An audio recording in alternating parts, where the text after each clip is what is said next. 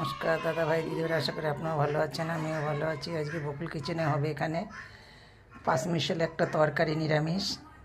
এখানে কী কী নিয়েছি? এখন নিয়েছি কুমড়া শাকের আগা, নিয়েছি মূলা, নিয়েছি পটল, শিম, আলু, বেগুন। এটা দিয়ে আমি করবো আজকে পাঁচমিশাল একটা তরকারি। আমার কড়াইটা গরম হয়ে গেছে, এখন তো দিয়ে দেবো আমি তেল।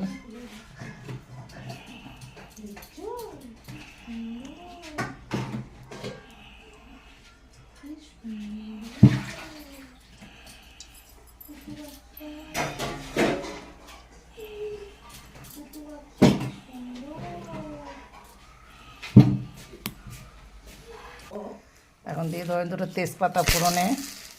এবার দিয়ে দেবো আমি একটু পাঁচফোড়ন।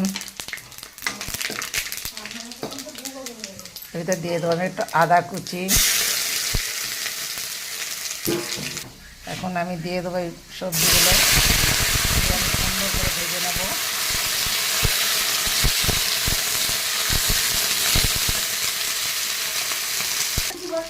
আমি এর ভিতরে দিয়ে দেবো এখন শাকগুলো, আমারটা ভাজা হয়ে গেছে।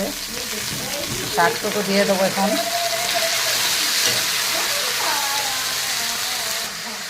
আমি তো হলুদ লবণ দিয়ে দিয়েছি, একটা কাঁচা লঙ্কা দিয়ে দিয়েছি।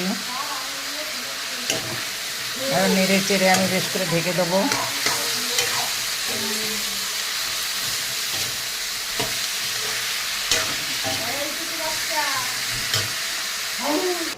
আমি তরকারি ঢাকাটা তুলে নিয়েছি, ভিতরে একটু চিনি দিয়ে দেবো। দেখুন কত সুন্দর তরকারিটা হয়ে এসছে, পাঁচমিশাল তরকারি। আজকে কোনো মাছ মাংস রেসিপিটা দেখাইনি, আজকে শুধু নিরামিষটা।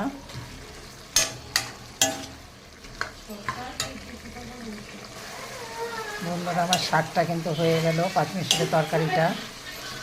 কত সুন্দর হয়েছে পাঁচমিশাল তরকারি। কুমড়া শাকের ডাঁটা দিয়ে আমি করেছি।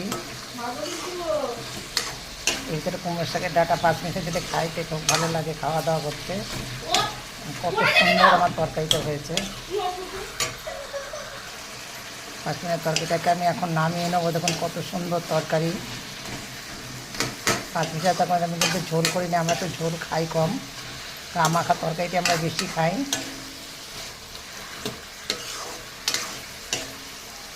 কেন অনেকটা বেলা হয়ে গেছে, এখন আমার এটা নামিয়ে আবার ভাত খাবো, খুব খিদে পাইছে। বন্ধুরা, আমি তরকারিটা নামিয়ে নিয়েছি। এই পাঁচমিশাল তরকারিটা খেতে যে এত ভালো লাগে, মাছ মাংস সে তো টেস্ট লাগে।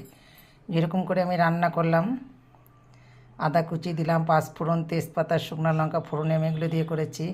কাঁচা লঙ্কা চিড়ে আমি কিন্তু কোনো মশলা দেইনি, এইভাবে প্লেন রান্না করেছি, যেরকম আমাদের গ্রামে আমরা রান্না করি সেইভাবেই করেছি।